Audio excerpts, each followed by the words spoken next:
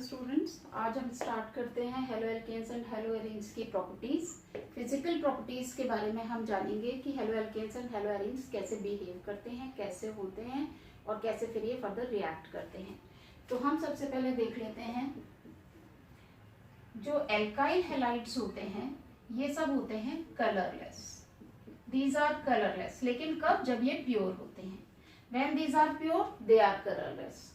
लेकिन यहाँ पर हमें देखना है कि RBr एंड RI ये कलर्स को डेवलप कर सकते हैं, कलरफुल हो सकते हैं, लेकिन कब? जब इनको एक्सपोज किया जाता है लाइट में। Means when they are exposed to light they can develop the colour. Understood? तो फर्स्ट पॉइंट हमने इस तरह से समझा। सेकेंड पॉइंट है सोल्युबिलिटी।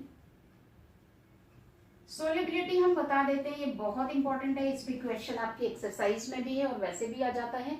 सोल्युबिलिटी ये किस तरह से डिसॉल्व होते हैं वाटर में। देखिए RX जो होते हैं ये पोलर होते हैं, यहाँ माइनस होता है, यहाँ प्लस होता है, तो ये डाइपोलर है। और सॉल्यूशन का ये रूल होता है सिमिलर डिसॉल्व टू सिमिलर, यानी पोलर पोलर में डिसॉल्व होगा, नॉन पोलर में डिसॉल्व होता है।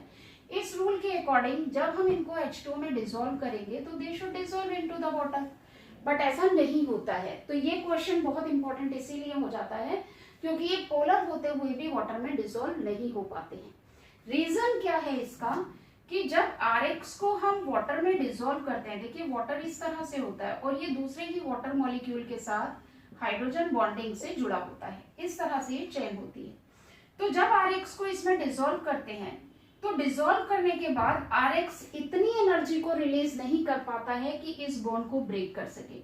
इस बॉन्ड को अगर ये ब्रेक कर दे तो डिसॉल्व हो जाएगा, लेकिन RX इस इतनी एनर्जी रिलीज नहीं कर पाते कि ये बॉन्ड ब्रेक हो जाए और ये न्यू बॉन्ड फॉर्मेशन वाटर के साथ कर सके।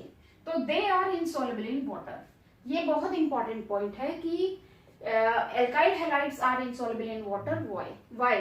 तो हमें ये बताना होता है कि क्यों? क्योंकि they can not release enough energy to break down the hydrogen bond between the hydrogen and hydrogen molecule and they cannot form the new bonds with the water molecules.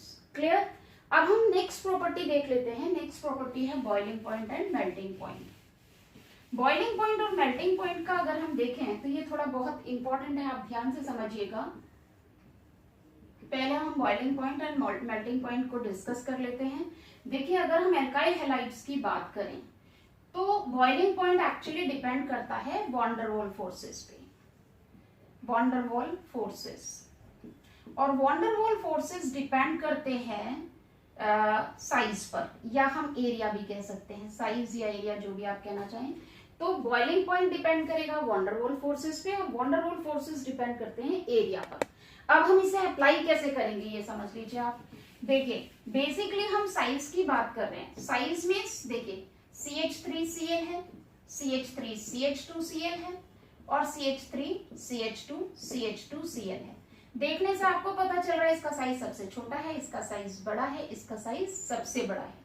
तो साइज जब बड़ा होगा तो बॉइलिंग पॉइंट भी ज्यादा होगा। ठीक है, तो इस तरह से हम पता लगा सकते हैं कि किसका बॉइलिंग पॉइंट ज्यादा होगा। तो एक चीज तो ये हुई। दूसरा चीज इसमें क्या होता है, साइज के अलावा अगर हम बात करें तो यहां पर होता है कि अगर ब्रांच चेन है, ब्रांच चेन जितनी ज्यादा होगी बॉइलिंग पॉइंट उतना ही कम होगा। जैसे मान लीजिए हमारे पास है CH3 CH2 CH2 CH2 CH2 Cl 1 chloro 1 2 3 4 5 pentane 1 chloro pentane. अब हम इसे दूसरी तरीके से कैसे लिख सकते हैं, इसकी आइसोमेरिक फॉर्म में अगर हम लिखना चाहें तो CH3 CH2 5 कार्बन हमें बनाने हैं। मान लीजिए ये CH है और ये CH2 हो गया और सॉरी ये CH3 कर दें हम और यहां पर हम कर दें Cl। तो क्या हो जाएगा 2 क्लोरो 1 2 3 4 5 पेंटेन, 2 क्लोरो पेंटेन। इसको हम टर्शरी में भी कन्वर्ट कर सकते हैं, CH3 होल थ्राइस C। तो एक ही कार्बन पे हमने 3 लगा दिए हैं और यहाँ पर CH2 Cl कर दें। ठीक है, तो इसका एरिया बहुत ज्यादा डिक्रीज हो जाएगा। तो अब जितना ब्रांच चेन, ब्रांच ये बहुत ज्यादा ब्रांच चेन हो गई क्योंकि हमने इसको इस तरीके से बना दिया है। तो जो सबसे ज्यादा ब्रांच उसका बॉइलिंग पॉइंट सबसे कम, तो इसका बॉइलिंग पॉइंट कम, इसका और कम, और इसका सबसे ज्यादा हो जाएगा। तो जो जो ब्रांच नहीं होगी, यानी जो स्ट्रेट चेन में होगा, उसका बॉइलिंग पॉइंट सबसे ज्यादा, और फिर ब्रांच चेन और ज्यादा ब्रांच हो जाएगा तो उसका और कम हो जाएगा। तो इस तरीके से बॉइलिंग पॉइंट को हमने देखा। ठीक है, मेल्टिंग पॉइंट का क्या होता है, जैसे जैसे मास बढ़ेगा वैसे वैसे मेल्टिंग पॉइंट भी बढ़ता है।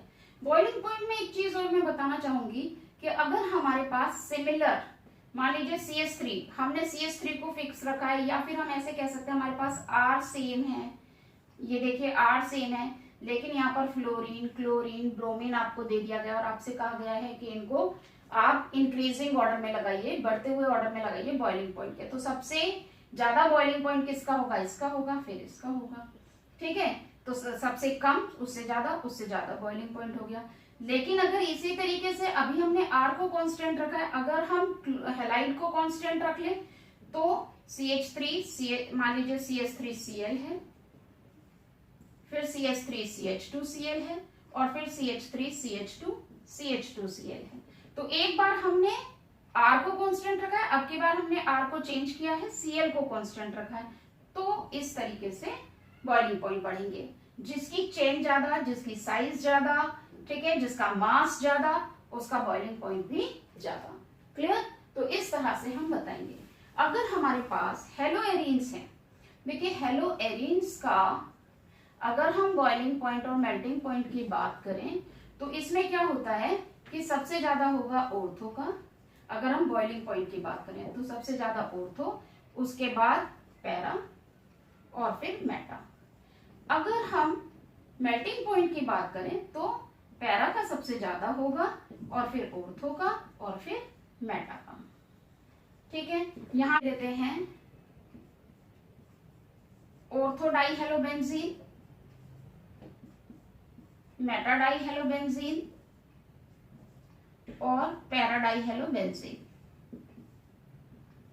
ठीक है, तो इसकी अगर हम बात करें तो अगर हम बॉइलिंग पॉइंट की बात करें और मेल्टिंग पॉइंट की बात करें तो देखिए सबसे ज्यादा ऑर्थो का, भी हमने बताया बॉइलिंग पॉइंट ऑर्थो का ज्यादा होगा, जाता है 453, 446 और 448। अगर मेल्टिंग पॉइंट की बात करें तो मेल्टिंग पॉइंट हो जाता है 256, और ये होता है 323, क्योंकि इसका सबसे ज्यादा होता है। तो इस तरह से देखिए हम बता सकते हैं इस ऑर्थो का बॉइलिंग पॉइंट सबसे ज्यादा, बॉइलिंग पॉइंट की हम बात कर रहे हैं, ऑर्थो का सबसे ज्यादा, उससे कम होता है पैरा का हो गया है 448 पैरा, और मेटा का 446। हमने ये सीरियल ऑर्डर में लिखा है, ऑर्थो, मेटा, पैरा। और इसी तरीके से मेल्टिंग पॉइंट की बात करें तो पैरा का सबसे ज्यादा होता है 323, उसके बाद होता है ऑर्थो का 256, उसके बाद होता है मेटा का 249। तो इस तरह से हमने देखा मेल्टिंग पॉइंट और बॉइलिंग पॉइंट किस तरह से काम करते हैं। ठीक है, अब हम देख लेते हैं डेंसिटी के बारे में। डेंसिटी का देखिए कैसे, अगर आपके पास आ जाता है कुछ आपको एग्जाम्पल्स दिए हैं और आपसे कहा जा रहा है डेंसिटी के ऑर्डर में इनको लगाइए, तो आपको बस एक ही चीज करनी है, डेंसिटी D इक्वल्स टू होता है मास अपॉन वॉल्यूम। आप मास देख लीजिए, जिसका मास ज्यादा होगा, जैसे मान लीजिए RF, RCl और RBr है, तो मास किसका ज्यादा होगा, ब्रोमाइड का ज्यादा होगा, क्योंकि R तो फिक्स है हमारे पास, जिसका मास ज्यादा उसकी डेंसिटी भी ज्यादा। ठीक है, और इसी तरीके से अगर हैलाइड हमारे पास कांस्टेंट कर दिया है, मान लीजिए फ्लोराइड कर दिया है, लेकिन CH3F, CH3CH2F और CH3CH2CH2F कर दिया है, तो आपको पता है कि यहाँ पर ये 14 यूनिट से इंक्रीज हो रहा है, यहाँ पे 2 × 14 यूनिट से इंक्रीज हो रहा है। तो जैसे जैसे मास इंक्रीज होगा वैसे वैसे डेंसिटी इंक्रीज होगी, तो हम इस तरीके से इनका ऑर्डर बना देंगे। तो ठीक है स्टूडेंट्स, इस तरीके से हमने फिजिकल प्रॉपर्टीज पढ़ी। नेक्स्ट वीडियो में हम पढ़ेंगे केमिकल प्रॉपर्टीज। आप हमारी वीडियो को वॉच करते रहिए और नोट्स बनाते रहिए, साथ में याद करते रहिए। Thank you very much.